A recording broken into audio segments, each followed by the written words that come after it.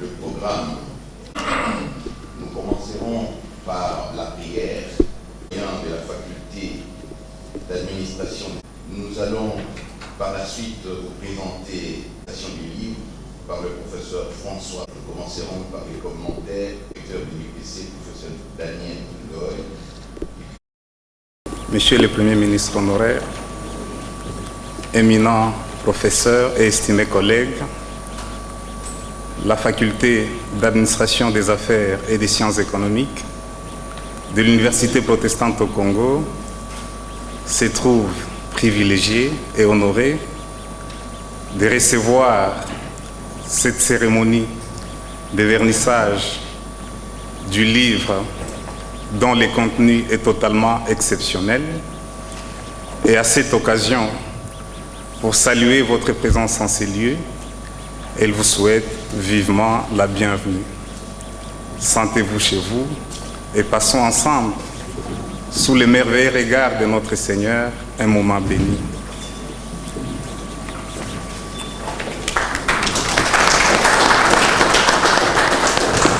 Merci beaucoup, professeur.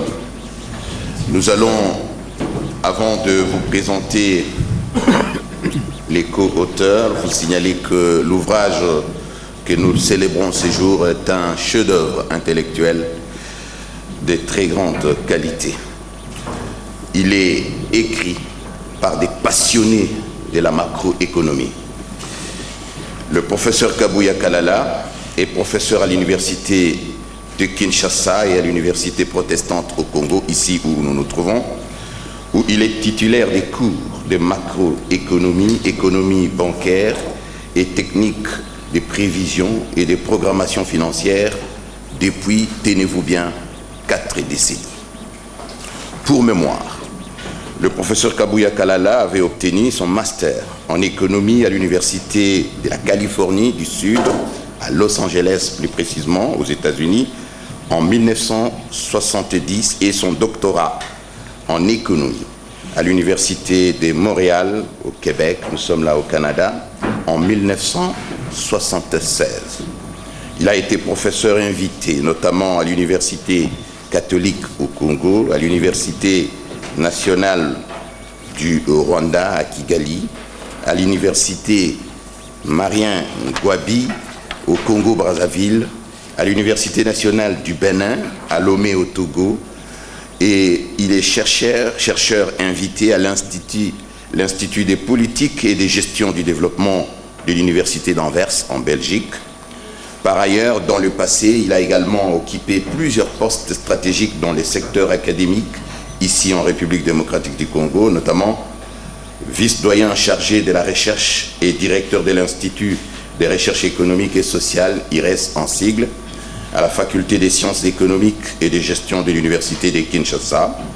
Il a œuvré dans les secteurs publics congolais, notamment comme conseiller économique principal au cabinet du président de la République du Zaïre à l'époque, directeur des cabinets au ministère de l'économie, des finances et du budget sous le professeur Matungulu Mbuya Mwilankir. Vous avez compris qu'en assumant ses fonctions du DURCAB dans ces méga ministères de l'économie, finance et budget, le professeur Kabuya Kalala avait largement contribué à la mise sur pied de la stratégie qui avait permis de casser l'hyperinflation entre 2001 et 2002 dans ce pays. Coordonnateur du comité technique de suivi et évaluation des réformes, CTR en sigle, au ministère des Finances, un service technique qui est l'interface du gouvernement congolais et les institutions de Bretton Woods en matière des réformes. Le professeur Kabuya Kalala a été plusieurs fois formateur et ou consultant, notamment à la Banque centrale du Congo, au ministère du Plan de la République démocratique du Congo, à la Banque mondiale et au PNUD. Il assume actuellement avec autorité les charges d'une part de recteur de l'Université moderne de Kinkol, que nous vous invitons à visiter, et d'autre part de directeur de l'école doctorale de la faculté d'administration des affaires et sciences économiques ici à l'IPC où nous nous trouvons. Son CV est à la fois long et lourd que nous ne pouvons pas nous permettre de le lire en entier ou de manière exhaustive. Voilà pourquoi nous préférons nous arrêter ici pour laisser d'autres charges, en laissant d'autres charges et activités intellectuelles que le professeur Kabouya assume avec autorité. Le professeur Kabouya, pour terminer, est marié et père de 4 enfants. Son co-auteur est jeune, comme vous pouvez le constater, c'est vraiment une symbiose des générations. Il s'appelle professeur Jean-Paul Tassa. Il est actuellement en PhD candidate et chargé des cours au département de l'économie de l'Université du Québec à Montréal, au Canada. Il est initiateur du laboratoire d'analyse recherche en économie quantitative dénommé l'AREC en sigle, installé ici à Kinshasa, en République démocratique du Congo, depuis décembre 2011. Il est auteur de plusieurs articles scientifiques sur notre pays. Son principal champ de recherche est la macroéconométrie. En clair, il est spécialiste qui applique les techniques numériques et économiques à l'analyse du cycle économique et de la dynamique du marché du travail à court et long terme, et s'intéresse plus particulièrement à l'étude de la coordination des politiques économiques dans les pays en développement. Il a successivement fréquenté l'université protestante au Congo, ici où nous nous trouvons, l'université de Kinshasa, l'université polytechnique des labos de Bobo Dioulasso. Nous sommes là au Burkina Faso, le pays des hommes intègres, dans le cadre du nouveau programme de 3e cycle interuniversitaire en économie, NPTCI en sigle, Université de Montréal et Université de Québec à Montréal. Avant d'entamer ses études doctorales au Canada, il a occupé à temps plein, avec compétence et autorité, les postes de chargé d'études en modélisation macroéconomique, respectivement au ministère des Finances et à la primature. Entre 2012 et 2014, il a enseigné comme professeur assistant les cours de macroéconomie et de croissance économique au Centre congolais allemand des microfinances et à l'école doctorale de l'Université protestante au Congo. De 2015 à ce jour, il assume avec brio la charge du cours d'analyse macroéconomique au BAC et les laboratoires de macroéconomie avancée 2 et des méthodes d'analyse dynamique au cycle doctoral de l'Université du Québec à Montréal. Enfin, Jean-Paul Tassa est marié à Judith et père de 2 filles, Maria et Mayer Rita Lévy. Voilà ainsi présenté brièvement les CV de 2 co-auteurs. À présent, nous passons la parole au professeur Kabouya Kalala pour qu'il puisse nous donner l'économie de cet ouvrage combien important. Vous avez compris que c'est un ouvrage de qualité, non seulement du point de vue fond, qui est extraordinaire, mais aussi du point de vue forme. Et on comprend tout de suite pourquoi la meilleure banque de la République démocratique du Congo l'a financé. Et vous voyez que même la couverture est en velours. Professeur, vous avez la parole.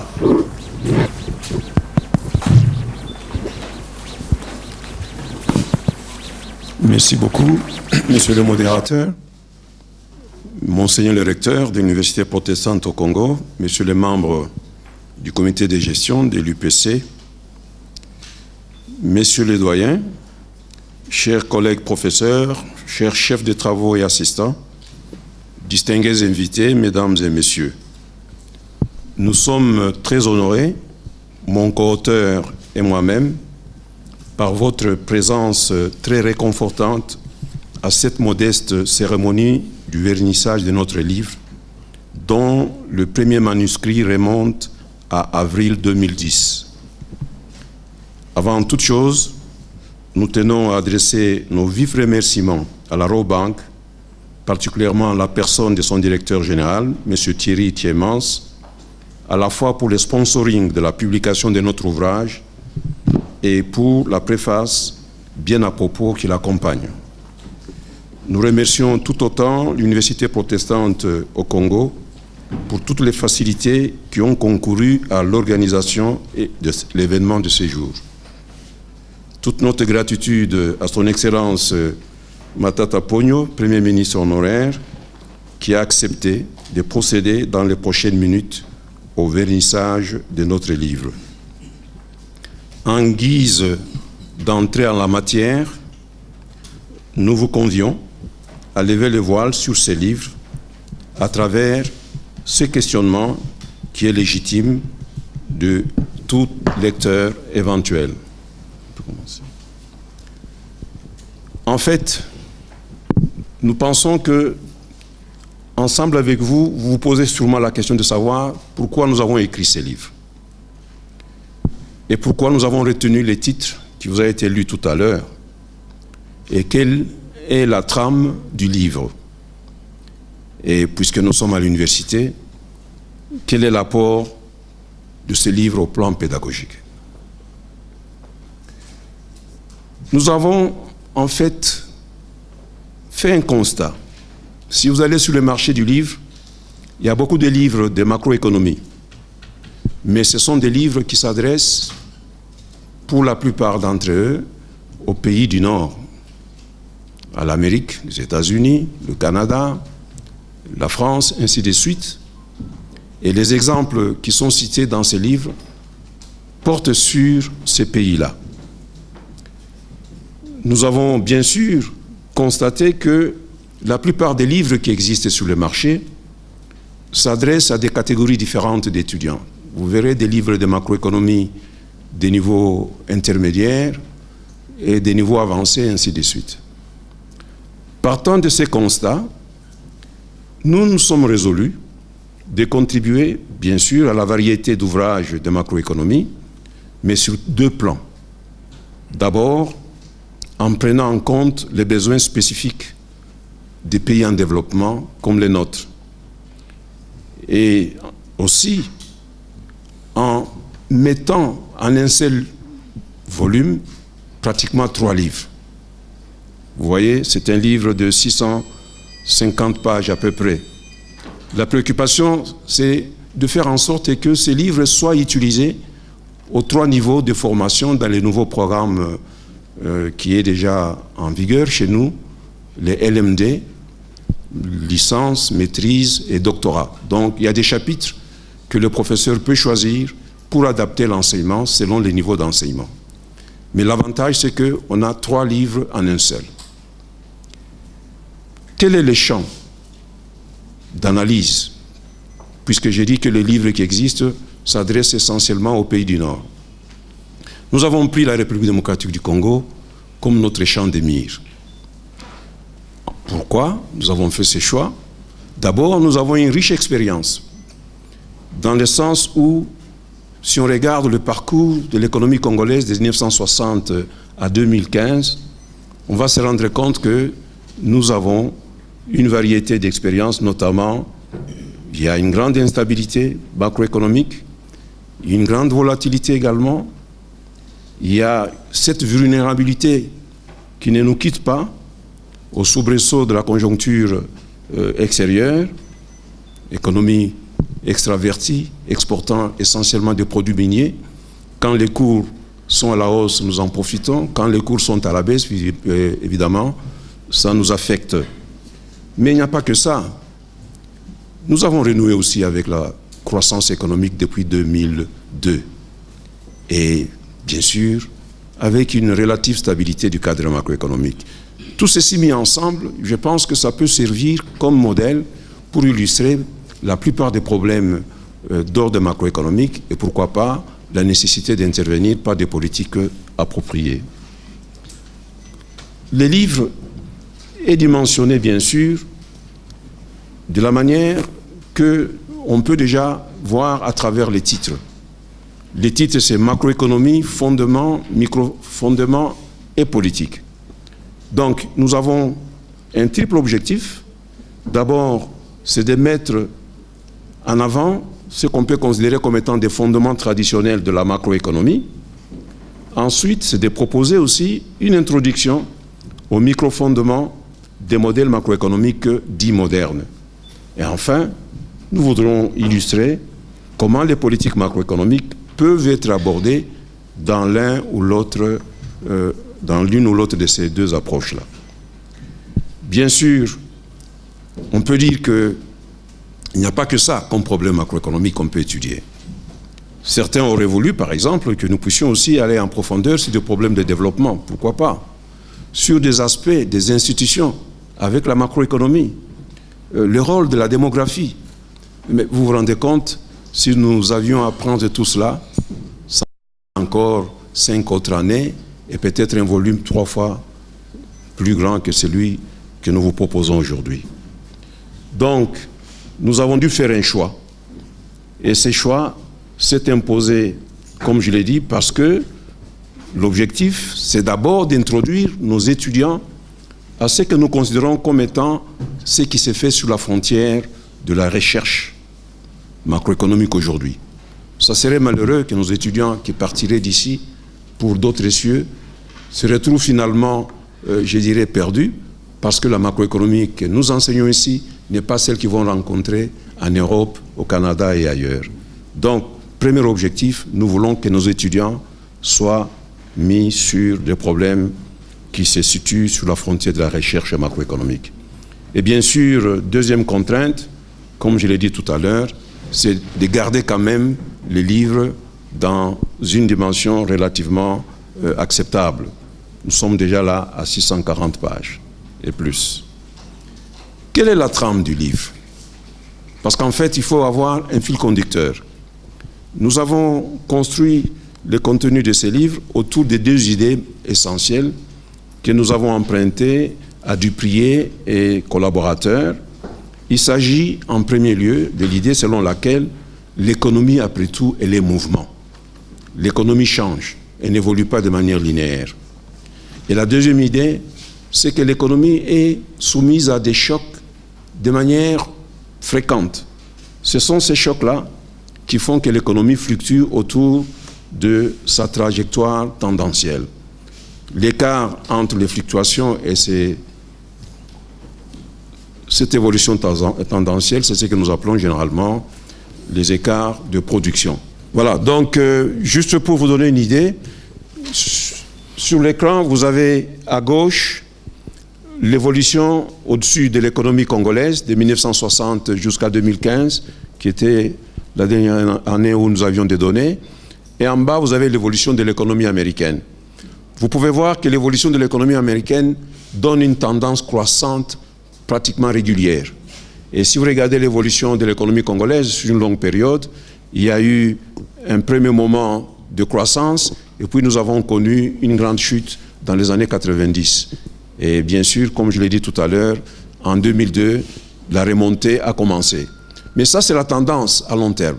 Si vous regardez à droite, au-dessus, c'est bien sûr l'économie congolaise et en dessous, l'économie américaine, vous aurez constaté que l'économie congolaise a connu beaucoup de hauts et de bas. Et si vous comparez avec l'économie américaine, il y a eu aussi des hauts et des bas, mais chez nous, c'est beaucoup plus prononcé. Ce sont ces éléments-là que nous voudrions illustrer pour comprendre la problématique de l'économie. Évidemment, ces hauts et bas entraînent aussi des problèmes. Et les 2 grands problèmes, c'est l'inflation et le chômage. Toute la problématique, c'est de savoir quelle serait la meilleure combinaison des politiques pour pouvoir contrôler ces fluctuations et pourquoi pas aussi induire une croissance qui est à la fois durable et forte. Voilà la trame du livre à proprement parler. Je voudrais terminer parce qu'en fait, il s'agissait tout simplement d'élever un coin du voile. Mes 2 collègues vont aller en profondeur, je l'espère. Quels sont les apports pédagogiques du livre? Nous avons pensé qu'il fallait d'abord savoir comment nous allons enseigner les théories macroéconomiques dans des pays en développement. Faut-il les faire comme on le faisait avant ou faut-il changer?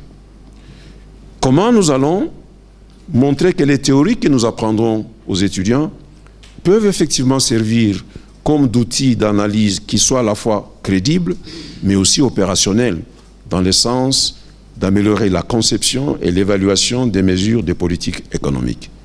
Ce sont ces préoccupations-là qui nous ont pratiquement guidés comme enseignants. Visiblement, on peut se rendre compte que pour mieux enseigner, il faut se servir d'une certaine sagesse. Et la sagesse conventionnelle veut qu'une éducation et surtout une bonne éducation commence dès le bas âge. Et en analyse macroéconomique, je pense qu'il faut commencer par former les étudiants aux microfondements pour qu'ils voient comment les microfondements peuvent nous aider à comprendre ce qui se passe au niveau macro. Et d'ailleurs, la nature elle-même, elle fonctionne comme ça. Le corps humain, il a comme élément élémentaire, ce sont les cellules. L'ensemble des cellules constitue les différents organes qui constituent aussi l'ensemble du corps humain. On peut considérer que les fondements microéconomiques, c'est ça, l'élémentaire, qui vient construire tous les corps macroéconomiques que nous avons l'habitude d'examiner. Voilà, il est clair que le schéma là montre comment l'analyse peut être menée, l'apport des différents acteurs. Les principaux problèmes, c'est celui de la croissance, celui de l'emploi, celui de maîtriser les niveaux de prix et pourquoi pas l'équilibre extérieur. Mais comment tout cela se fait? Bien sûr, il y a d'abord le secteur privé qui comprend les ménages et les entreprises, d'une part. Il y a le secteur public qui comprend le gouvernement et la Banque centrale, d'autre part. Voilà les principaux acteurs. Leur interaction, bien sûr, fait intervenir aussi le reste du monde. Mais ce que nous voulons expliquer, c'est d'abord comment chacun des acteurs prend ses décisions et comment l'ensemble de ces décisions culmine pour montrer comment l'économie elle-même fonctionne. Voilà un peu la trame théorique de l'ouvrage. Alors, la plupart des modèles macroéconomiques modernes sont relativement compliqués. C'est des équations qui ne sont pas toujours faciles à prime abord, mais ça ne devrait pas décourager nos étudiants et pourquoi pas tous les autres praticiens de la macroéconomie, parce que l'intuition élémentaire de la plupart de ces modèles, on peut le ramener à quelque chose de compréhensible, avec des graphiques et pourquoi pas avec des équations qui ne vont pas au-delà de l'analyse mathématique qu'on apprend dans la plupart de nos universités. Voilà, je pense que à côté du livre, nous avons aussi conçu un manuel de 430 exercices pour permettre aux utilisateurs de voir quels sont les problèmes qu'on peut résoudre. En même temps, nous mettons à leur disposition aussi de statistiques. Il y a une base de données qui permet de faire des simulations sur la plupart des enseignements qui sont contenus là-dessus. Bien sûr, vous pouvez accéder à cela. Je pense on peut aller à la dernière planche. Voilà. Ceci résume, si vous voulez bien, l'application qui vous permet d'aller dans les exercices. On a dû également vous distribuer à l'entrée, si pas déposé sur la table, les explications comment utiliser cette application d'application, je veux dire, donc des exercices. Voilà, en guise d'introduction, et nous vous remercions pour votre aimable attention.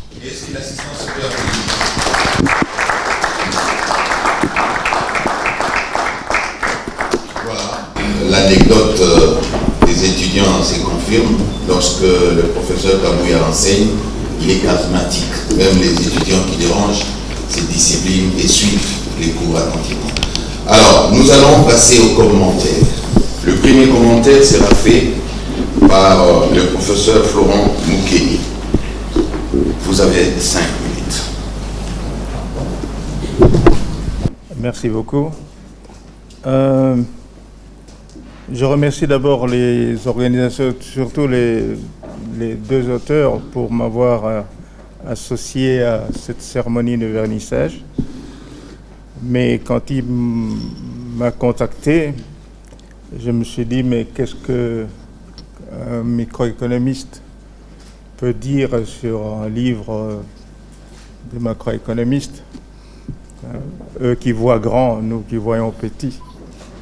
Mais la réponse est que je peux dire beaucoup de choses parce que les auteurs ici ont une conception moderne de la macroéconomie. En sens que c'est cette macroéconomie qui est moderne, qui prône d'intégrer explicitement les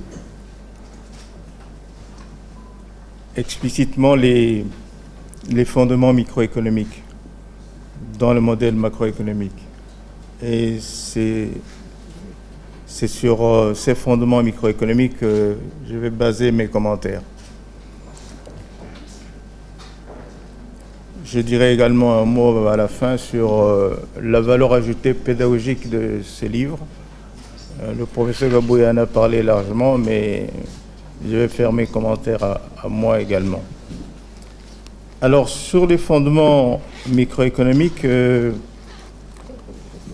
c'est analysé dans le livre comme des mécanismes de formation des agrégats macroéconomiques ou des parts du comportement des agents représentatifs, c'est-à-dire le ménage, la firme, l'État et la Banque centrale.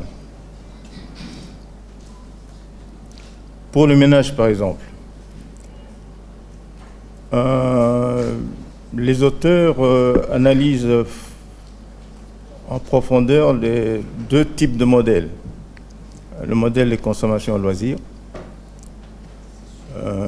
qui est un modèle intratemporel, et puis le modèle de consommation épargne, qui est un modèle intertemporel. Alors, le modèle de consommation et loisirs modélise l'arbitrage entre consommation et loisirs, au sens que pour consommer, il faut travailler, avoir des revenus. On peut également ne pas travailler et jouir simplement ou se reposer. Donc il y a ce choix-là entre consommation et loisirs qui est modélisé. Alors, le choix optimal, justement, dépend, le choix entre consommation et loisirs, dépend du salaire réel. C'est-à-dire du rapport entre salaire et prix. Et on voit déjà là dans quelle mesure les agrégats macroéconomiques comme l'inflation et tout ça influencent justement sur le choix du ménage typique. Alors, ce modèle nous permet de voir justement les bases des agrégats macroéconomiques, la demande des biens, l'offre du travail. Dans le livre, on voit même que cette offre de travail, c'est une coudée. C'est-à-dire qu'à des niveaux élevés des salaires, le consommateur préfère le loisir plutôt de continuer à travailler. Mais on pouvait également voir des retournements à des niveaux inférieurs de salaire.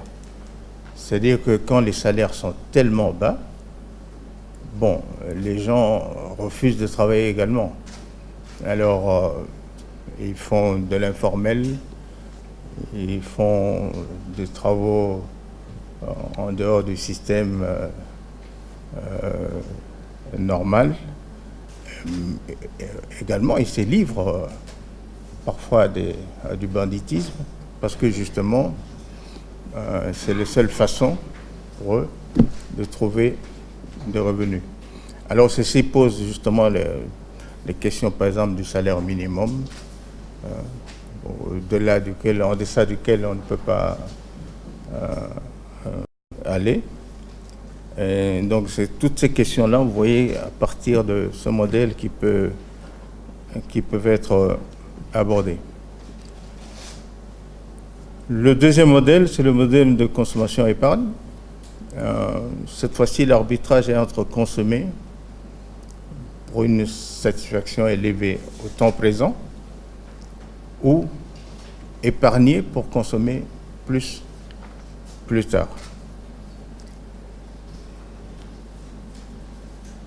Il y a aussi la possibilité d'emprunter lorsque le revenu est inférieur à la consommation.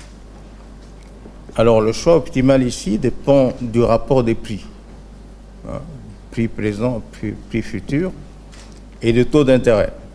Pour épargner, le ménage se réfère au taux d'intérêt. Encore une fois, vous voyez comment les agrégats, les paramètres macroéconomiques influencent les choix du ménage, mais également, on voit également que ce modèle, cette analyse conduit à déterminer les bases des agrégats macroéconomiques comme la demande des biens, présents et futurs, et comme l'épargne. Et les auteurs modélisent également l'interdépendance entre les marchés. Il y a ceci à travers le modèle de consommation-loisir, qui cette fois-ci est intertemporel. Et on voit l'interdépendance, c'est-à-dire que le choix entre consommation et épargne dépend du choix entre travail et loisir, et inversement, le choix entre travail et loisir dépend du choix entre consommation et épargne. Et donc on voit là une interdépendance entre les marchés du travail et le marché des biens. Et ceci est prélude au modèle d'équilibre général utilisé en macroéconomie. Le deuxième agent représentatif, c'est la firme. Dans le modèle de la firme, on spécifie une fonction de production qui montre la quantité produite en fonction des quantités de facteurs utilisés, volume de travail et du capital. Deuxièmement, il y a le profit, mais qui est cette fois-ci conçu comme un profit intertemporel, qui est la différence entre l'assiette totale et le coût à différentes périodes. Alors, il y a hypothèse de maximisation de ce profit intertemporel. Alors, le choix optimal est ici, qui maximise le profit, et de la quantité produite, le volume de travail qui est optimal si il y a égalité entre la productivité du travail et le salaire réel. Il y a le volume du capital qui est également optimal lorsque il y a égalité entre la productivité du travail et le taux d'intérêt réel. Encore une fois, vous voyez comment les agrégats macroéconomiques influencent le choix du consommateur, ici de la firme. Et puis, ceci nous permet de poser également les bases des agrégats macroéconomiques, l'offre de biens et services, la demande du travail, la demande du capital. Les deux derniers agents qui sont examinés dans les livres, c'est le gouvernement et la Banque centrale. Ici, j'ai retenu plus l'impact des politiques fiscales et monétaires sur les agents économiques, notamment les ménages. Alors, on montre par exemple dans les livres que l'impôt forfaitaire a un impact faible sur la stratification du ménage. Par contre, l'impôt proportionnel a un impact négatif sur la stratification du ménage. Mais là, je voudrais souligner vraiment le biais idéologique à travers cette démonstration. C'est-à-dire vraiment, c'est une campagne contre l'impôt spécifique sur les biens et services qui ont comme conséquence de baisser la demande et donc le profit. Donc, et cette campagne est contre toute mesure fiscale qui pourrait décourager la consommation des produits nocifs. Il est bon de taxer par exemple l'alcool, de taxer la cigarette, si on veut baisser leur consommation pour la santé de la population. Alors, concernant la Banque centrale, c'est l'impôt de la politique monétaire sur le ménage. Là, dans le livre, il y a le modèle de ménage avec la fonction d'utilité qui dépend de la monnaie. Et ça nous permet de dériver la demande de monnaie comme fonction du taux d'intérêt. Encore une fois, vous voyez que la politique monétaire qui influence le taux d'intérêt influence donc le choix des ménages. Voilà donc mes commentaires sur les fondements microéconomiques.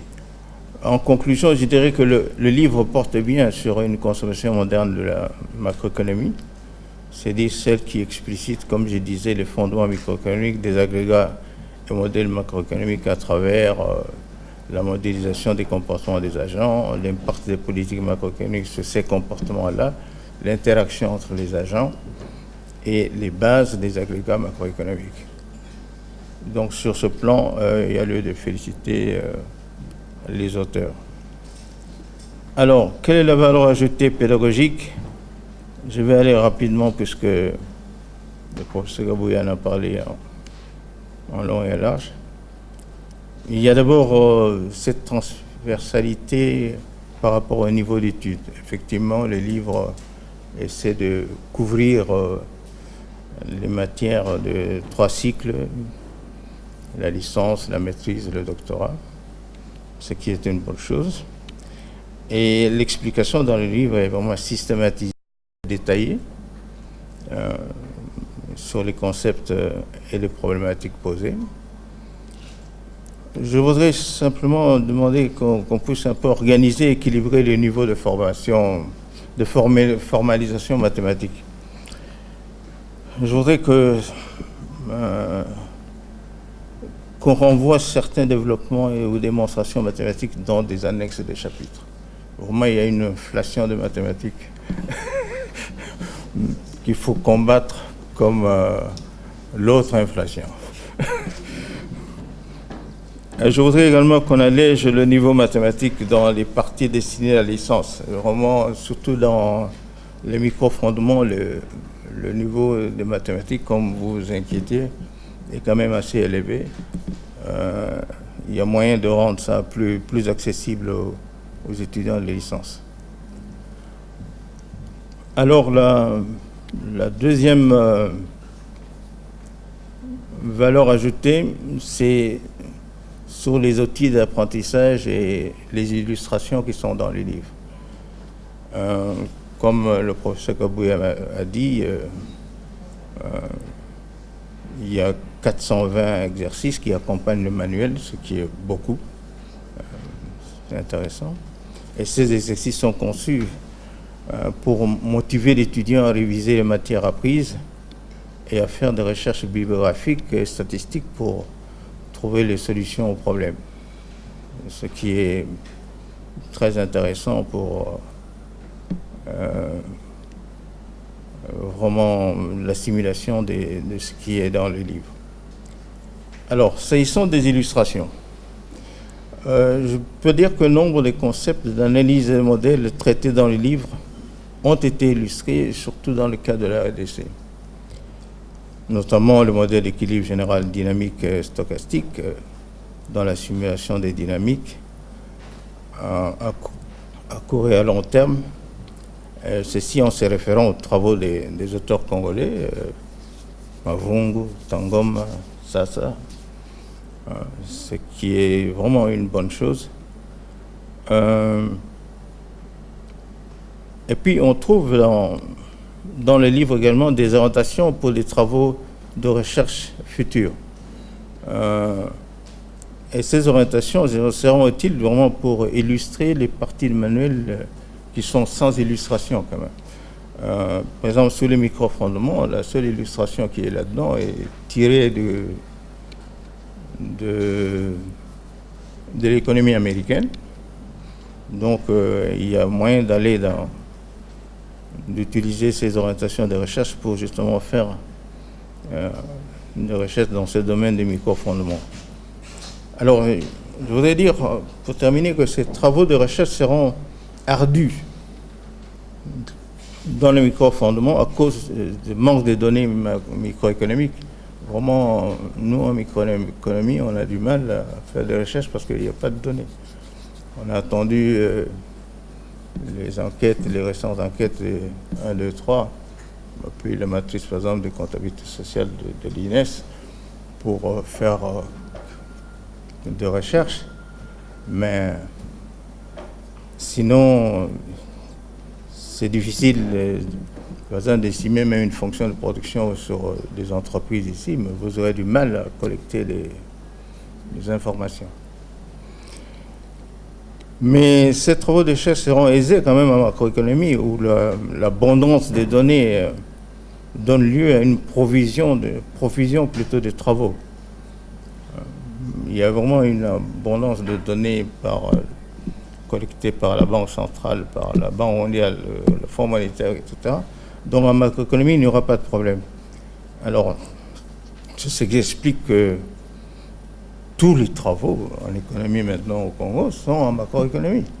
Les mémoires des licences sont tous en macroéconomie, pratiquement. Avec des titres qui se ressemblent. Croissance économique et développement. Si ça change, c'est dans l'autre sens, développement et croissance économique. Alors, les auteurs les plus prolixes de notre économie sont des macroéconomistes. Je cite au hasard Nzambi, Kabuya Kalala. Et souvent, ils sont en duo.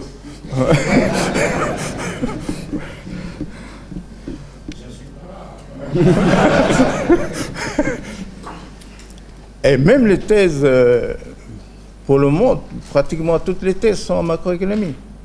Je cite au hasard lissage du cycle politique monétaire en longue période cas de la RDC par Vincent Ngonga. Encore une thèse, qualité de l'ajustement budgétaire et croissance économique cas de la RDC, Augustin Matatamponi. Donc, tout se fait maintenant en macroéconomie. Alors, pour conclure, je voudrais dire vraiment que les auteurs, le professeur Kabuya Kalala et le docteur Tchatsa, viennent de mettre vraiment à la disposition des étudiants, des chercheurs, des praticiens, un ouvrage de grande valeur pédagogique, scientifique et même professionnelle. Alors, je convie les économistes et les autres spécialistes des sciences sociales à s'y référer. Je vous remercie. Démocratique du Congo. Tout à l'heure, le professeur Kabuya Kalala nous parlait de 3 livres en un seul, mais nous sommes tentés ici de dire que nous avons face à nous donc 4 ouvrages en un seul. Parce que, comme vous le savez, les annexes à la loi font partie de la loi. Lorsque l'ouvrage nous renvoie dans une base de données aussi riche que celle-là, vous trouvez plus de 420 exercices. Donc, vous y accédez par les moyens sur la pauvreté des de données technologie de l'information et de la communication. Tout le monde serait tenté de lire là-bas. Donc, nous avons vraiment affaire à un travail de professionnel. Nous vous disions tout à l'heure que le deuxième commentaire devrait être fait par le professeur Ngonga, et vous constatez qu'il n'est pas dans la salle, sauf qu'il est valablement représenté dans cette salle par le professeur Magalou, vice-doyen à la recherche de la faculté des sciences économiques et des gestions de l'université de Kinshasa, qui va devoir prendre la parole à sa place. Merci beaucoup. Mesdames et messieurs les professeurs, chers collègues, mesdames et messieurs les invités en vos titres et qualités respectifs, je vais me faire des devoirs de vous livrer les commentaires élaborés par mon collègue, le professeur Vincent Ngonga, qui aurait dit être ici, mais qui est entré en ce moment de prendre un avion pour une mission à l'extérieur. J'essaierai de transmettre aussi fidèlement ce qu'il m'a demandé de faire. Il y a de cela un mois, le monde scientifique congolais avait accueilli, non sans satisfaction, 6 manuels en sciences économiques, œuvre du professeur Beaujolais Bofoya. Aujourd'hui, nous célébrons l'entrée dans le panthéon des sciences économiques d'un nouvel opus. Est-ce le réveil de la recherche économique dans le monde scientifique congolais? Espérons et souhaitons-le. L'ouvrage soumis à la communauté scientifique par le professeur François Kabuya Kalala et le docteur Jean-Paul Tsassa est intitulé « Macroéconomie, fondement, microfondement et politique ».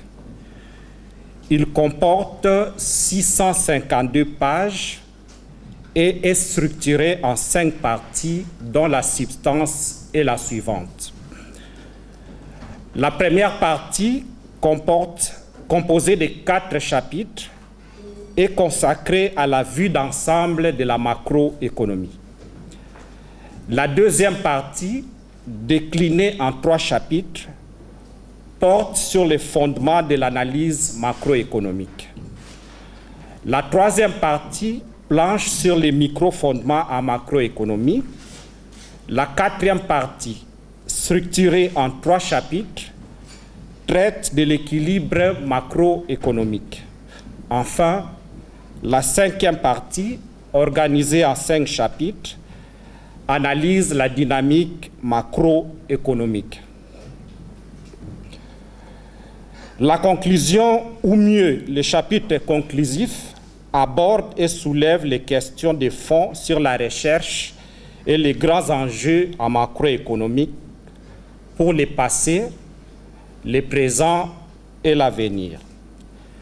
J'aimerais, avant toute chose, situer la place de la macroéconomie en sciences économiques. En effet, comme d'aucuns le savent, la macroéconomie comprend 2 composantes, à savoir l'analyse économique et la politique économique.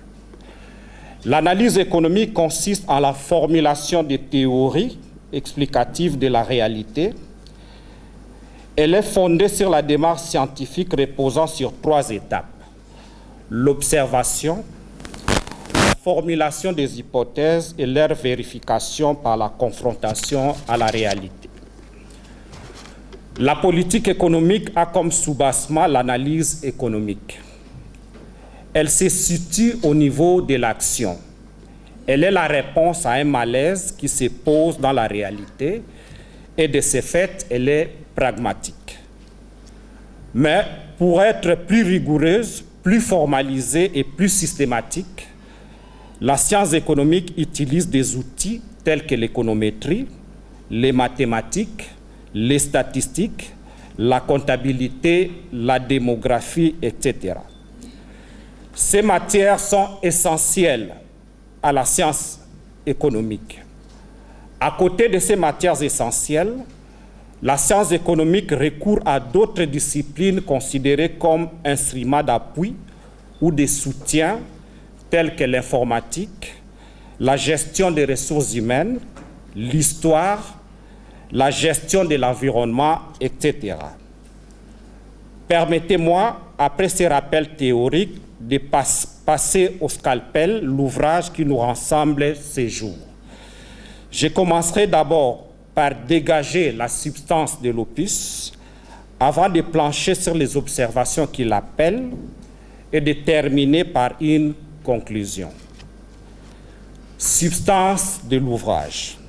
À ce stade, les mérites suivants peuvent être épinglés sur l'ouvrage que nous présentent le professeur François Kabouya et le docteur Jean-Paul Tsassa.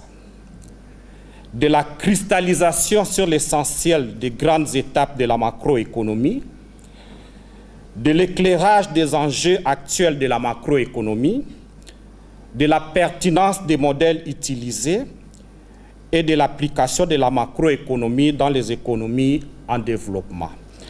Petit A donc de la cristallisation sur l'essentiel des grandes étapes de la macroéconomie. L'ouvrage examine, dans un premier temps, la macroéconomie ancienne en insistant plus sur l'analyse keynésienne que sur l'analyse classique. Pour rappel, la macroéconomie classique est tournée vers la mise en exergue des conditions d'offre, pendant que la macroéconomie keynésienne privilégie les contraintes de la demande et repose sur les modèles ISLM.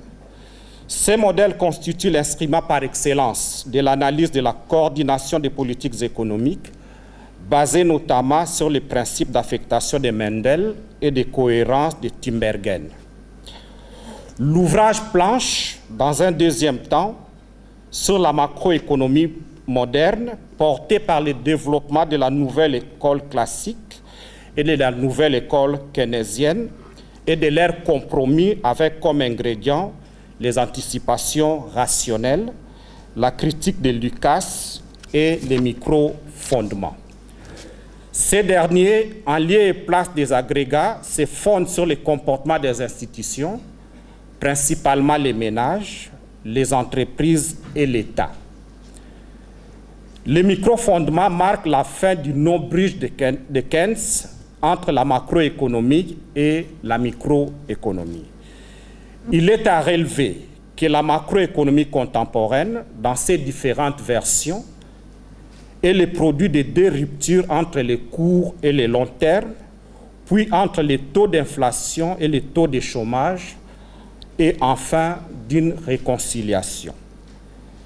La première de ces ruptures est celle introduite entre les fluctuations attribuées aux variations de la demande et la croissance commandée par l'offre, qu'il s'agisse de l'offre démographique ou de l'offre technologique.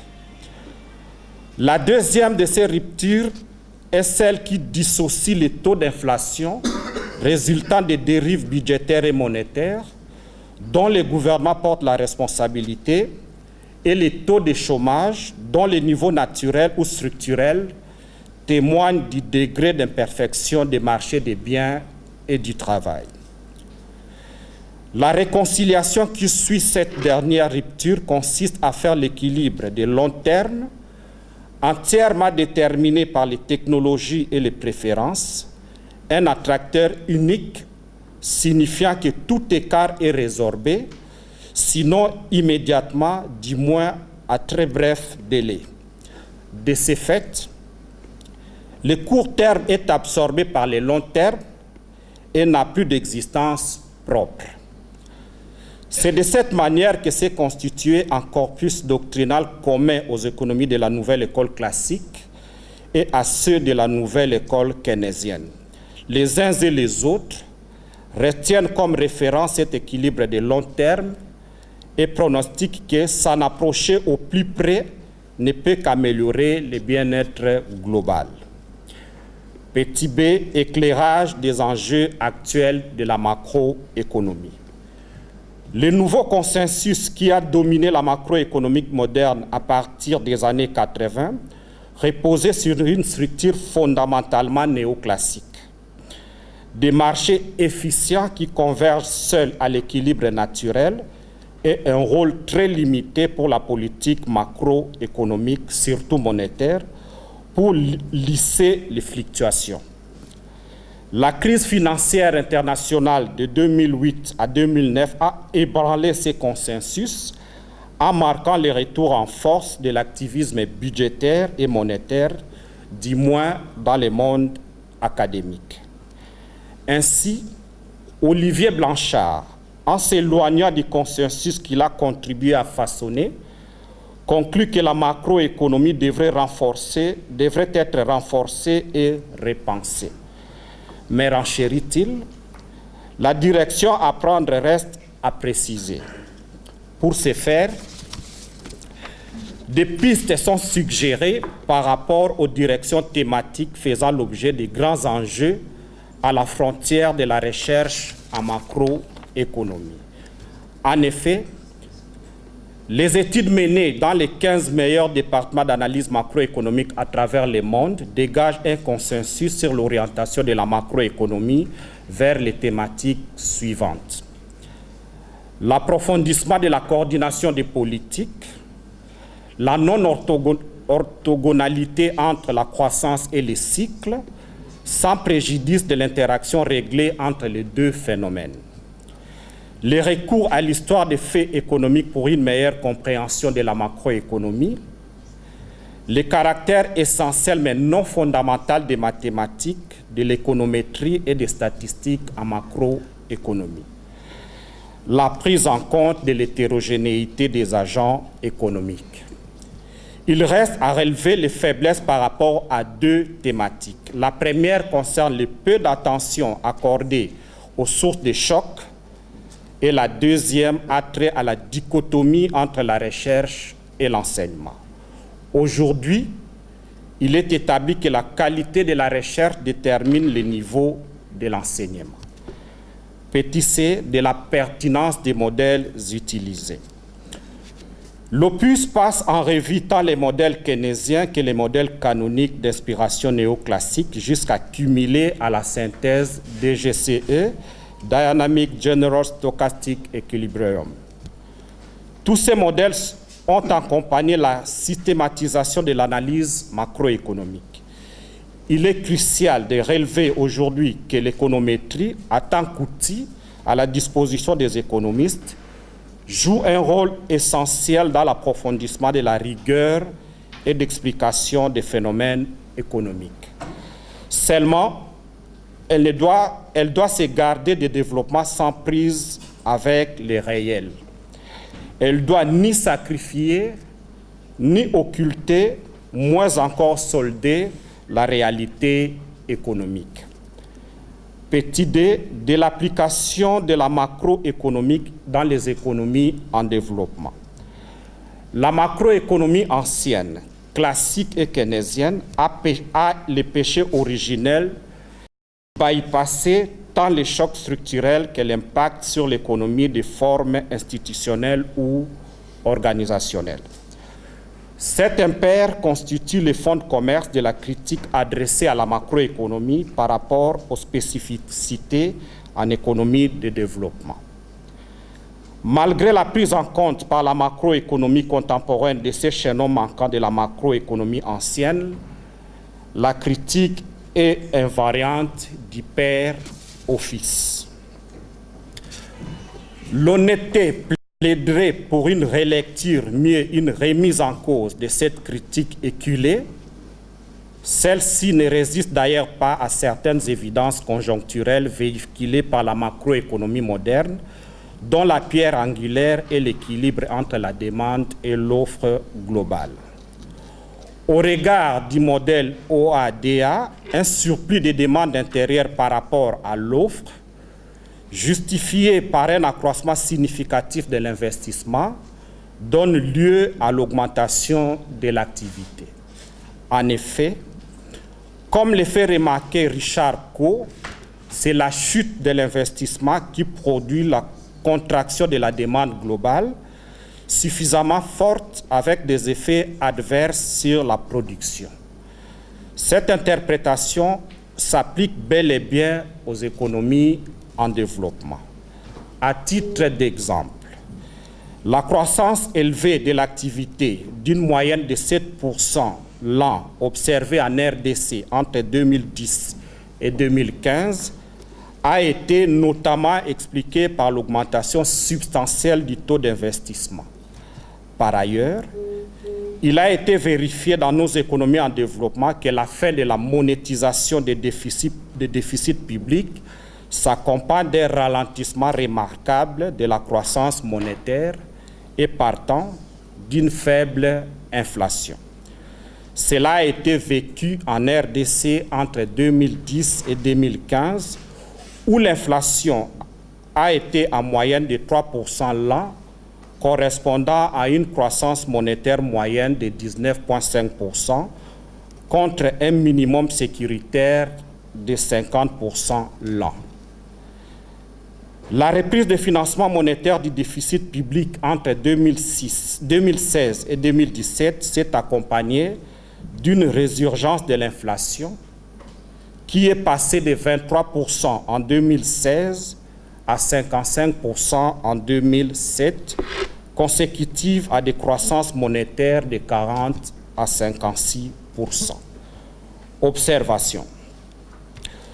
Tout en reconnaissant la pertinence et la profondeur de l'ouvrage, j'observe que des pans importants de la macroéconomie moderne n'y sont pas abordés. Il s'agit notamment de la macroéconomie institutionnelle, qui met en exergue l'économie politique des réformes, le rôle de leadership, le rôle des institutions et de la bonne gouvernance. La macroéconomie de la vulnérabilité, qui évalue les problèmes des pays en développement et précisément des États fragiles sur la base des grilles de lecture sous forme de phasage, crise, reconstructions et réformes, stabilisation, transformation et résilience. Les débats sur les faiblesses des fondements microéconomiques adossés par un agent représentatif, muni d'une information quasi parfaite, anticipant rationnellement la valeur fondamentale des actifs dans un marché parfaitement concurrentiel. Les limites des modèles DGCE, comme relevé par Olivier Blanchard, à savoir les raisons cachées derrière les rigidités nominales telles que les coûts de collecte d'informations ou celui des prises de décision, me paraissent avoir des effets importants sur d'autres comportements. Ces effets sont largement, voire superbement ignorés. Par ailleurs, le fait que les agents soient dotés d'un horizon très long, combiné à la présence d'anticipation rationnelle, conduit à tirer des conclusions qui vont totalement à l'encontre de ce qui est observé dans la réalité. Cela est flagrant dans le cas de l'étude de la consommation à partir de l'équation de l'air, par exemple, ou encore celle des taux d'échange à partir de l'équation de parité des taux d'intérêt. En plus, le grand nombre de paramètres présents dans ces modèles oblige les chercheurs à fixer a priori la valeur d'une partie d'entre eux. Le problème est que cette calibration n'est en grande partie pas basée sur des connaissances bien établies théoriquement ou empiriquement et demeure extrêmement floue. Les paramètres additionnels sont estimés à l'aide d'une estimation bayésienne du modèle complet, méthode sujette au problème classique des mauvaises spécifications, ce qui peut biaiser largement ces estimations, et cela de façon opaque pour les lecteurs. En définitive, les présupposés nécessaires à ces estimations ne sont généralement que les reflets de la subjectivité du chercheur qui les fixe et non rien de scientifique. Il y a aussi l'usage des analyses normatives faites à partir de ces présupposés.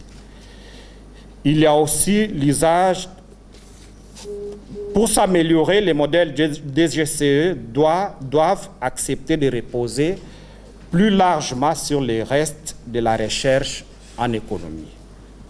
Conclusion. L'œuvre humaine n'étant pas parfaite, ces observations n'enlèvent en rien le mérite de l'ouvrage.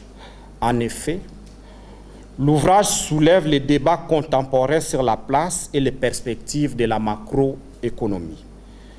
Il constitue un document fédérateur pour les analyses de la macroéconomique ancienne et moderne, limité au niveau des contributions de nouvelles écoles classiques et keynésiennes.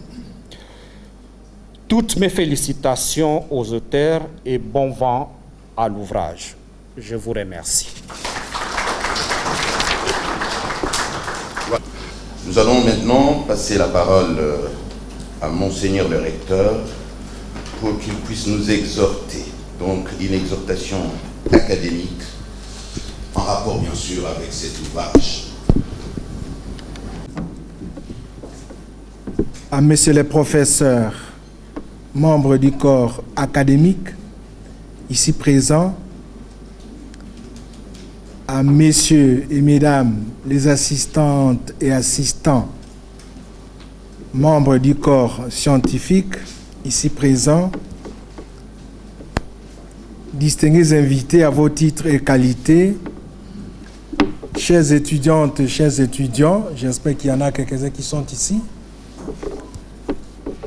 au nom de l'Université protestante au Congo, et spécialement au nom de celui du comité de gestion et à mon nom personnel,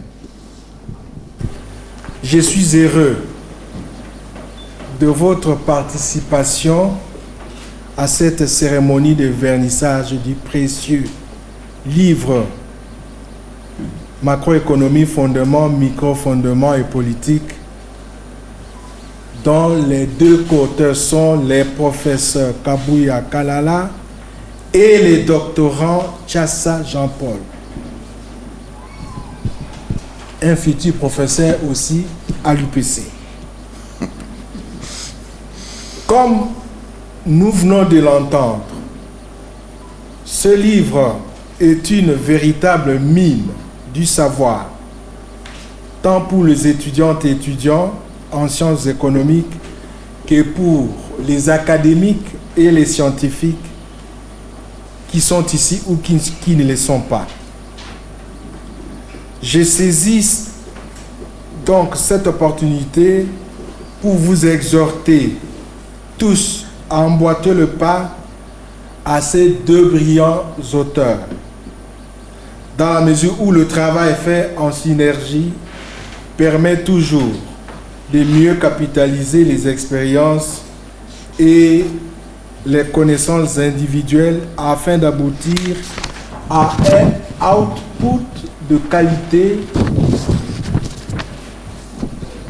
bien meilleur comme c'est le cas.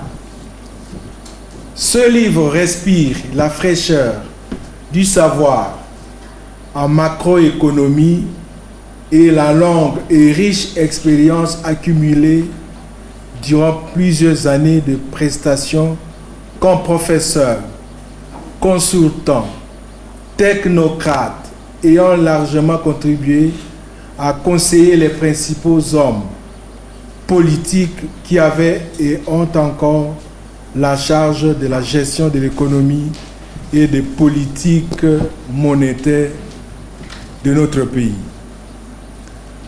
J'encourage donc les collègues et professeurs à valoriser les savoirs de leurs jeunes collaborateurs pour aboutir à non seulement à des copublications d'aussi grande portée, mais aussi pour assurer la relève académique. Cette productivité scientifique est un modèle à imiter. J'appelle de tous mes voeux la réédition d'une telle cérémonie dans les mois qui viennent au sein de notre université. Je recommande sans réserve l'utilisation de ce précieux ouvrage, chef-d'œuvre, à toute la communauté universitaire et au monde politique de notre pays. Pour terminer, je félicite nos deux auteurs en leur souhaitant, ainsi qu'à tous, plein succès dans cette voie d'excellence. Je conclus donc mon exhortation, parce qu'il s'agit d'une exhortation, avec deux citations d'Albert et Einstein. Je le cite. Premièrement, la valeur d'un homme tient dans sa capacité à donner et non dans sa capacité à recevoir. Travaillons donc tous, et ceux dans la plus forte et belle manière à donner au travers de nos publications de la nourriture scientifique de qualité à nos étudiantes et à nos étudiants et à notre société. Deuxième citation d'Einstein. C'est le rôle essentiel du professeur d'éveiller la joie de travailler et de connaître. Nous sommes ici dans la joie, face à un travail bien fait, malgré quelques hésitations dans les commentaires que je viens d'entendre. Ce travail qui va améliorer nos connaissances. Suivons donc cet exemple. Que Dieu nous bénisse tous et nous rende plus productifs pour le bien de notre société. Je vous remercie. Merci beaucoup, Monseigneur le recteur. Nous arrivons maintenant au moment M. Nous allons demander à Madame Gracia d'approcher avec l'ouvrage, mais également avec le champagne. parce que son Excellence Matata Pogno, Premier ministre honoraire, va procéder au vernissage de l'ouvrage.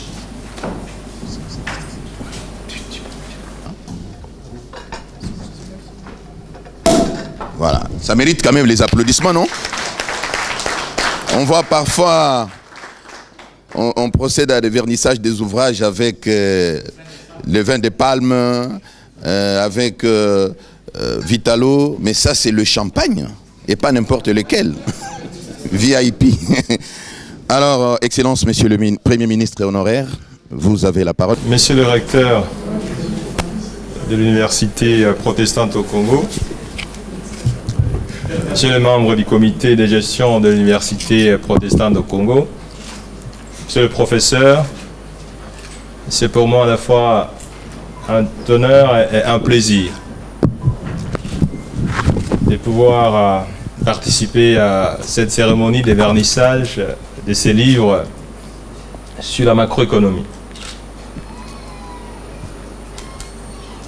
Des critiques scientifiques profondes ont été faites pour apprécier la valeur scientifique de ces livres. Des critiques microéconomiques, comme celle du professeur Moukeni, des critiques macroéconomiques, comme celle du professeur Ngonga, ici valablement représenté. Et toutes ces critiques ont démontré la valeur profonde et l'apport positif de ces livres dans la sphère des sciences économiques. Certes, des critiques pertinentes ont été faites et celles-ci se versent dans la contribution de la réflexion, comme la science est d'ailleurs un domaine par excellence des critiques, des réflexions pour le progrès de la réflexion. Je voudrais joindre ma voix à celle des orateurs de ces jours pour féliciter les deux spécialistes des sciences économiques. Le professeur Kabuya Kalala, que je connais très bien, qui m'a donné personnellement cours à l'université et qui a été le promoteur de ma thèse de doctorat. Et j'ai eu l'occasion de travailler avec lui au ministère des Finances. Donc c'est un homme d'un potentiel et d'une valeur d'un domaine des sciences économiques indiscutable. Jean-Paul Tsatsa, nous avons ici l'avantage de travailler avec lui à la fois aux finances et à la primature. C'est une valeur sûre, une valeur montante, et donc un chercheur d'un domaine des sciences économiques avec un potentiel indiscutable. Aux deux chercheurs à macroéconomie, je voudrais joindre ma voix à celle de mes orateurs pour les féliciter et les encourager. Sur ce, je voudrais donc procéder au vernissage de ces livres. Macroéconomie, fondement, micro-fondement et politique. Que votre contenu ne serve pas à cacher la science aux étudiants et aux chercheurs. Comme le disait quelqu'un, si vous voulez cacher la vérité, mettez-le dans les livres. Mais ici, je crois, les deux chercheurs ont écrit pour que cette science puisse servir à éclaircir les domaines des questions économiques en RDC et dans le monde entier. Encore une fois, félicitations. Merci beaucoup. Voilà quelques petites informations. Nous sommes presque à la fin. Après, ici, nous allons nous retrouver sur la pelouse pour les cocktails que nous allons partager, mais nous aimerions que Monseigneur le recteur nous remette entre les mains de l'Éternel. Nous allons terminer comme nous avons commencé, en n'oubliant pas de nous bénir, pour que nous puissions sortir d'ici non seulement rassasiés scientifiquement, mais également spirituellement. Prions le Seigneur. Seigneur notre Dieu, auteur de toute grâce, Dieu d'amour, nous voulons encore une fois te dire merci, merci de ce que tu as été avec nous au cours de cette cérémonie de vernissage de cet ouvrage que tes enfants mettent à la disposition de la société. Merci pour les commentaires, merci pour les mots qui ont été prononcés ici.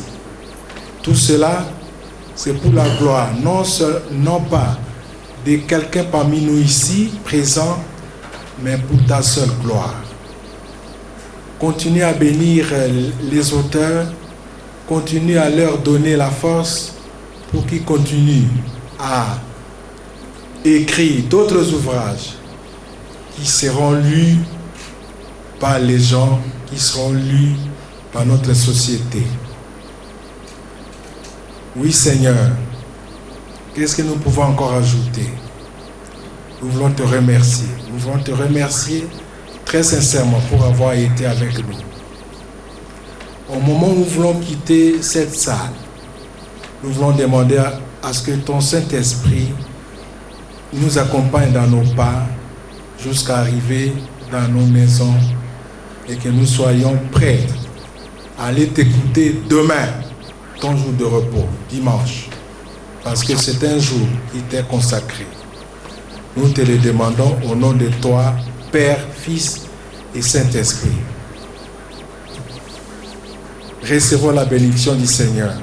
Que la paix de Dieu, cette paix qui surpasse toute intelligence et tout entendement, garde nos cœurs et nos pensées rattachées à notre Seigneur et Sauveur Jésus-Christ. Allons dans la paix du Seigneur. Amen. Mesdames, Mesdemoiselles et Messieurs, bonne journée à tous.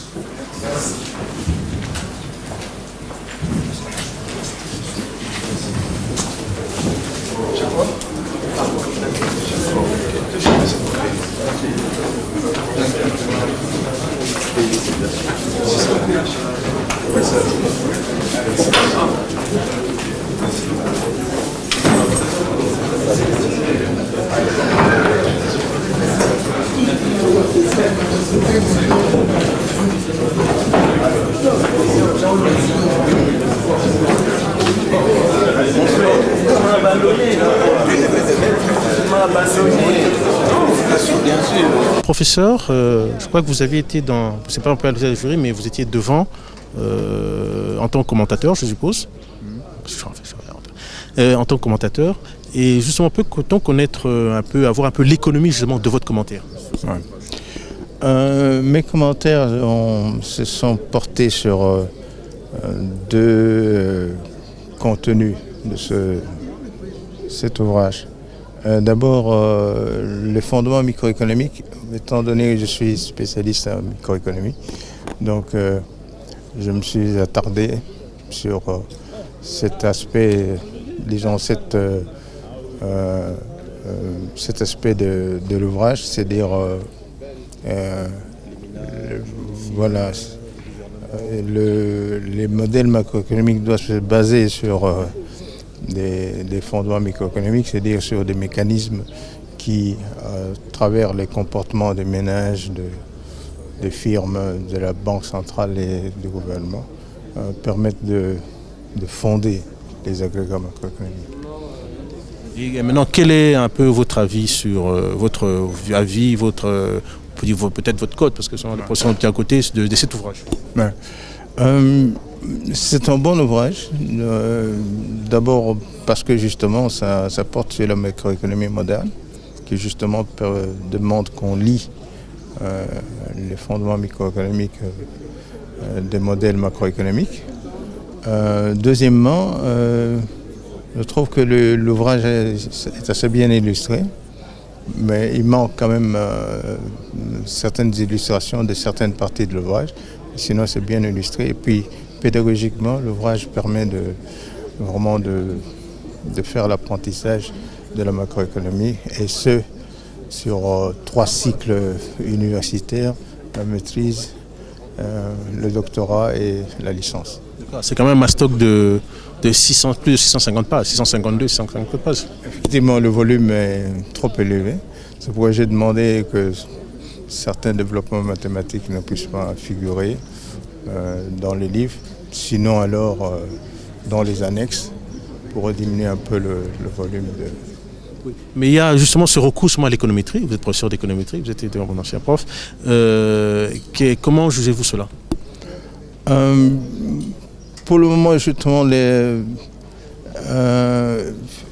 ce qu'ils ont utilisé comme outil mathématique, c'est plus le modèle à équilibre général calculable.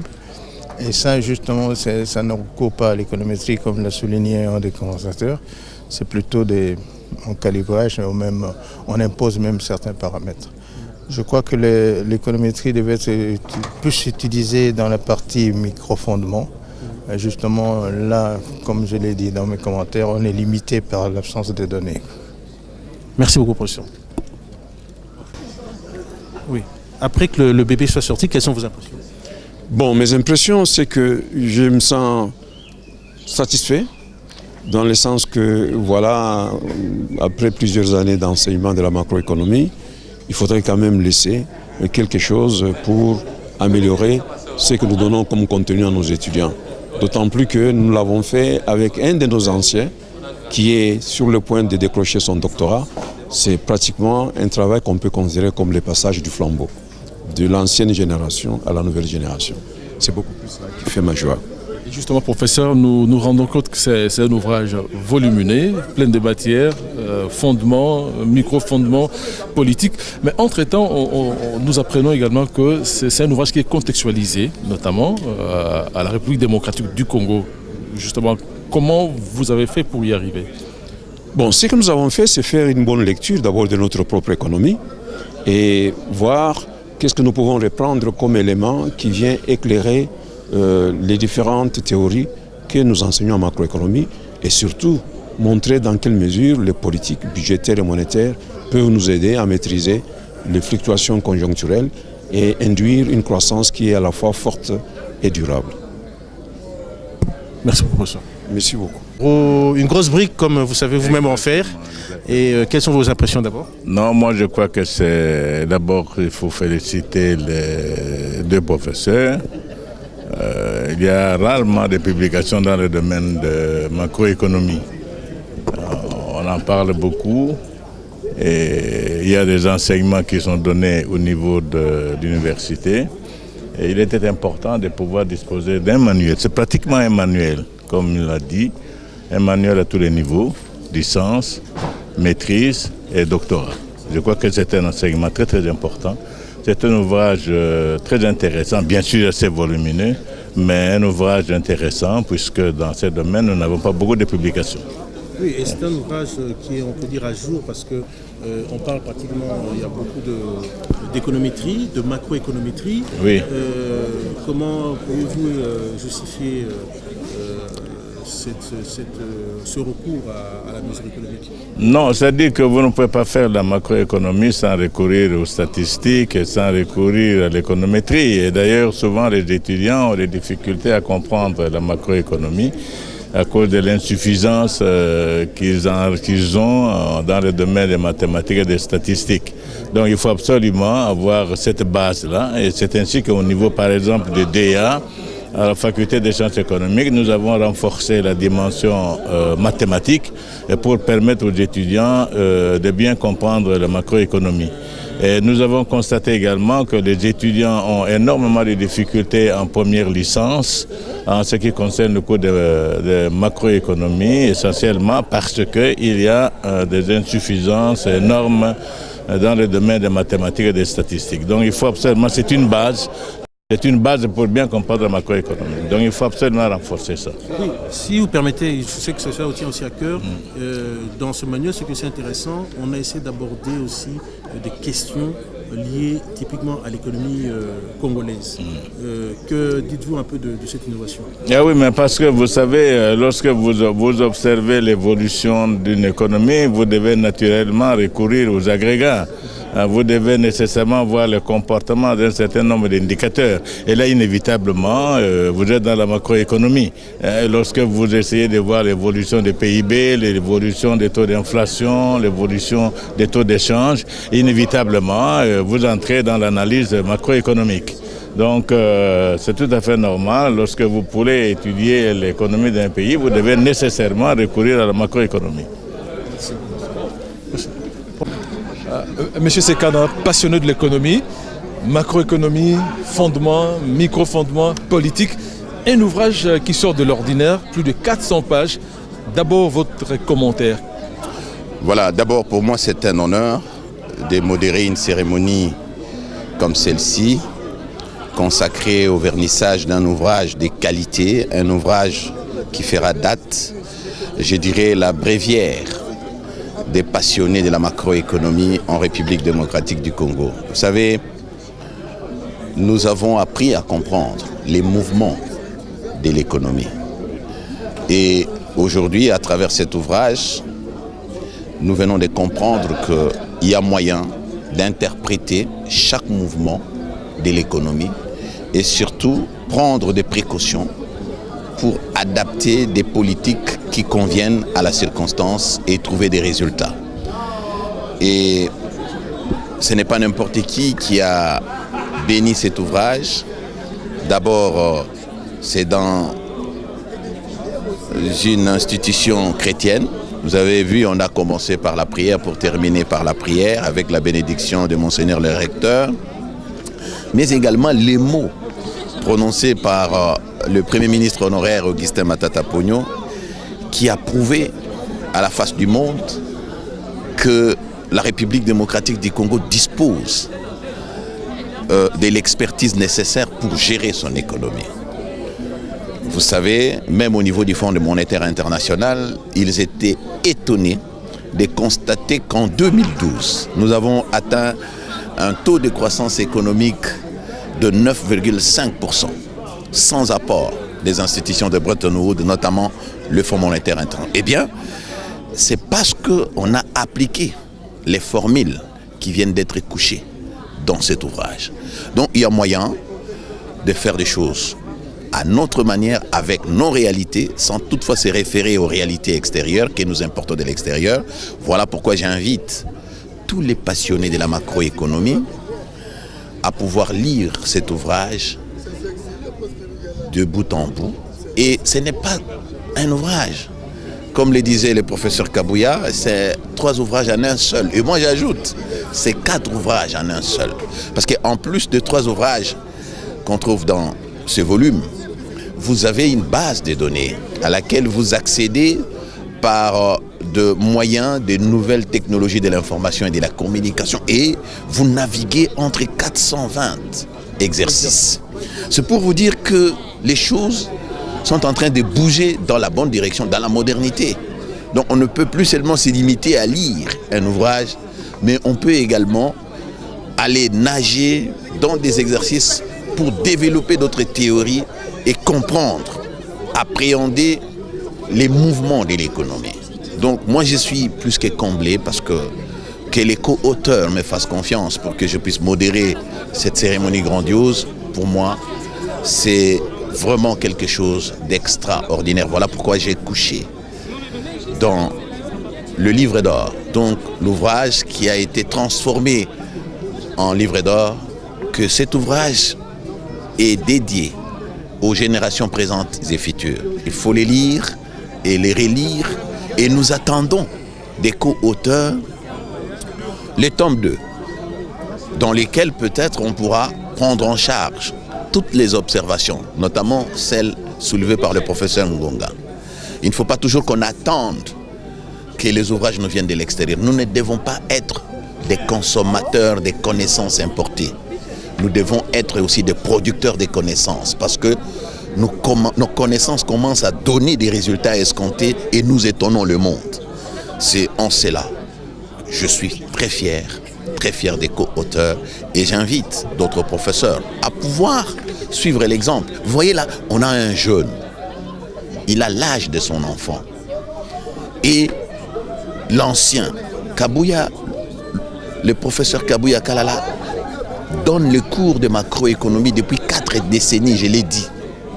Et là, il écrit un ouvrage avec un jeune qui a à peine 30 ans. Donc il est en train de passer le fanion à la prochaine génération. Donc il prépare la relève. Et c'est ça qui est important. Les professeurs d'université ne doivent pas être ceux qui traînent vers le bas, le jeune, les esprits montants, les puissances intellectuelles naissantes. Donc ces professeurs doivent encadrer le jeune, au besoin écrire ensemble avec le jeune pour que demain soit meilleur plus qu'aujourd'hui. Et au-delà de la rigueur qu'on trouve dans cet ouvrage, on remarque que c'est un ouvrage à caractère aussi pédagogique.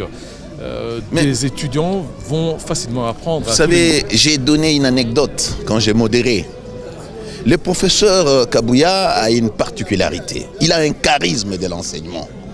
Quand ce professeur donne cours dans toutes les universités qu'on a énumérées, eh bien, même les étudiants dérangeurs se taisent. Et ils suivent attentivement. Donc, ils sont hypnotisés et ils se disciplinent pour suivre. Parce qu'ils se disent qu'ils ne peuvent pas manquer cette occasion. Vous voyez que d'abord, ils ne parlent pas très fort.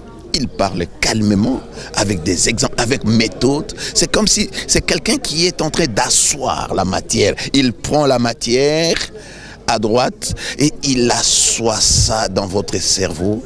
Il prend la matière à gauche, il assoit ça dans votre cerveau. Il vous regarde dans les yeux, il vous prévient que, attention, vous êtes capable de faire plus que ce que je fais. C'est ça, les gens de professeurs dont nous avons besoin en République démocratique du Congo. Merci beaucoup. Voilà.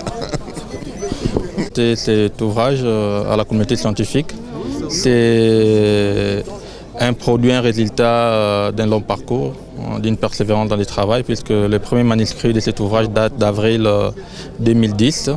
Et donc on a persisté dans le travail puisqu'on voudrait, notre objectif c'était de produire non pas simplement un ouvrage qui puise des théories étrangères, mais plutôt de combiner ce qui s'est fait sur la frontière de la recherche, de le mettre en relation avec les réalités des pays en développement et particulièrement les réalités congolaises. Et vous savez que vous êtes candidat PhD, candidat doctorant, mais est-ce qu'après votre thèse, rentrerez-vous ici, au pays? Oui. Fermement, oui. Oui. Okay. Alors, bonne chance. Merci. Jean-Louis Monsieur.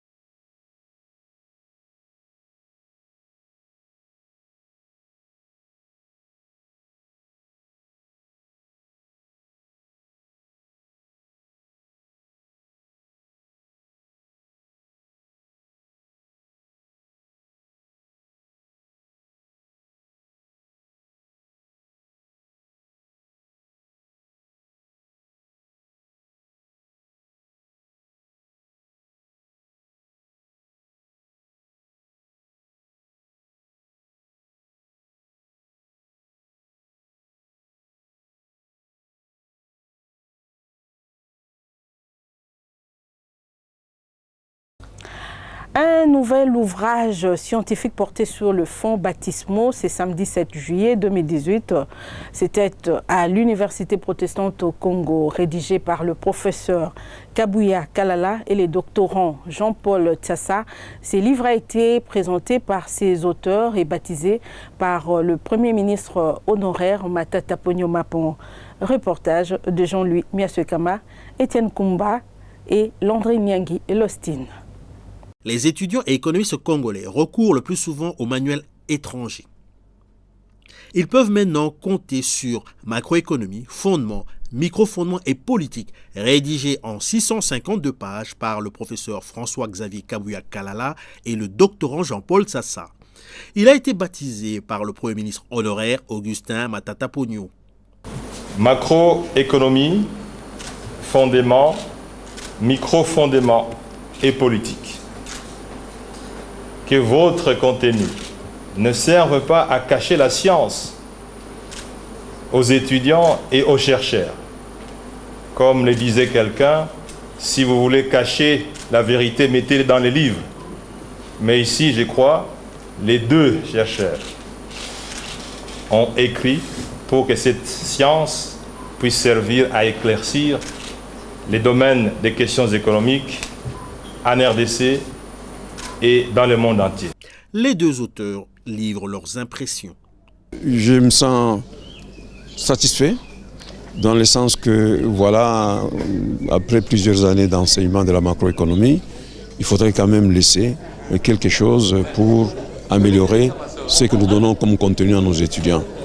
Notre objectif c'était de produire non pas simplement un ouvrage qui puise des théories étrangères, mais plutôt de combiner ce qui s'est fait sur la frontière de la recherche, de le mettre en relation avec les réalités des pays en développement et particulièrement les réalités congolaises. Le professeur Florent Moukeni a commenté la partie sur les microfondements et a planché sur l'outil économique utilisé. Les modèles macroéconomiques doivent se baser sur des fondements microéconomiques, c'est-à-dire sur des mécanismes qui, à travers les comportements des ménages, des firmes, de la Banque centrale et du gouvernement, permettent de fonder les agrégats macroéconomiques.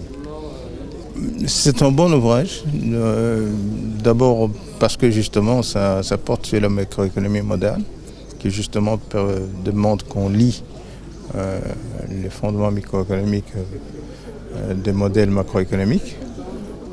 Deuxièmement, je trouve que l'ouvrage est assez bien illustré, mais il manque quand même certaines illustrations de certaines parties de l'ouvrage. Sinon, c'est bien illustré. Et puis, pédagogiquement, l'ouvrage permet vraiment de faire l'apprentissage de la macroéconomie, et ce, sur 3 cycles universitaires, la maîtrise, le doctorat et la licence. Je crois que l'économétrie devait être plus utilisée dans la partie microfondement.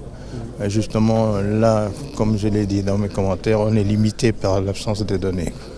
Le professeur Tiker Tiker de l'Université de Kinshasa a félicité les deux co-auteurs pour ce manuel. D'abord, il faut féliciter les deux professeurs. Il y a rarement de publications dans le domaine de macroéconomie.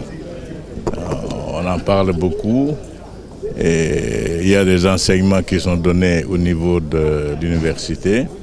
Et il était important de pouvoir disposer d'un manuel. C'est pratiquement un manuel, comme il l'a dit, un manuel à tous les niveaux, licence, maîtrise et doctorat. Je crois que c'est un enseignement très très important. C'est un ouvrage très intéressant, bien sûr assez volumineux, mais un ouvrage intéressant puisque dans ce domaine, nous n'avons pas beaucoup de publications. Cet ouvrage, Macroéconomie, fondement, microfondement et politique, a la particularité d'avoir examiné à la loupe l'évolution de l'économie congolaise de 1960 à 2014. Autre